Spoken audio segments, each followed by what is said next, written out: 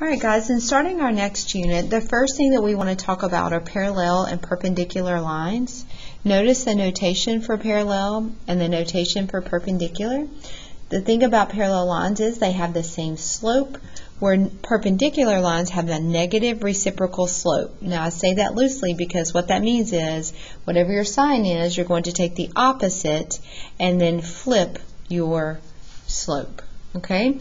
Anything other than same or negative reciprocal we would call oblique. Now guys, you've seen the slope formula since middle school. Change in y over change in x, y2 minus y1 over x2 minus x1. You might have even heard it called rise over run. Delta means change, so change in y over change in x. So just to refresh your memory, that would be a negative slope. This would be a positive slope. Here, anytime we have a horizontal, a flat slope or a zero slope, we call that a horizontal line, which means we're going to use the y value of a point. And then here, if we have a vertical line, we call that an undefined slope. So vertical is undefined, horizontal is 0. All right, also another thing you talked about in Algebra 1, to write the equation of a line, you need two things. You need a point and you need a slope. So once you have those two things, you can put it in a point-slope formula, where the point will be an x1 and a y1, and slope is always m. So here's your point-slope formula.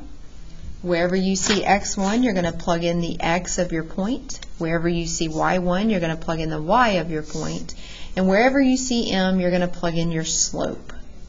So point-slope formula, and then don't forget about slope-intercept. Good old trusty y equals mx plus b, where you have the slope is m and the y-intercept is 0 and your b. So you could plug in for m and you could plug in for b.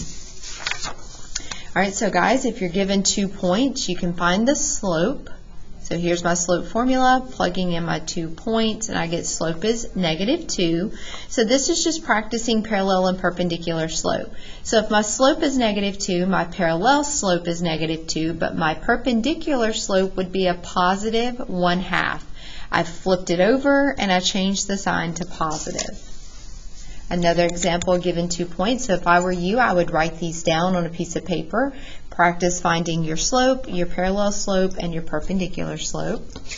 So slope is 8 over 3, which means the parallel slope is 8 over 3, which means perpendicular slope is a -3 over 8. Now I'm going to give you some equations and ask you, are these lines parallel, perpendicular, or oblique? Remember, oblique is anything else. Alright, so first thing you would need to do is to put them into slope-intercept form. So basically we're just going to solve it for y. When I do that, I can see that this line has a slope of of 4. This line has a slope of 4. Therefore, these two lines would be parallel. So if I were you, I would practice writing these two equations, solving for y, and identifying what types of lines. Here are the next two equations. Again, solve for y. Move your 3x, divide everything by -4. Move your 8x, divide everything by -6. Notice we have a positive 3 over 4 and a -4 over 3. So therefore they are opposite reciprocals, meaning they are perpendicular. I do want to give you one that looks so that you can see what an oblique looks like. Move your x, divide everything by 5.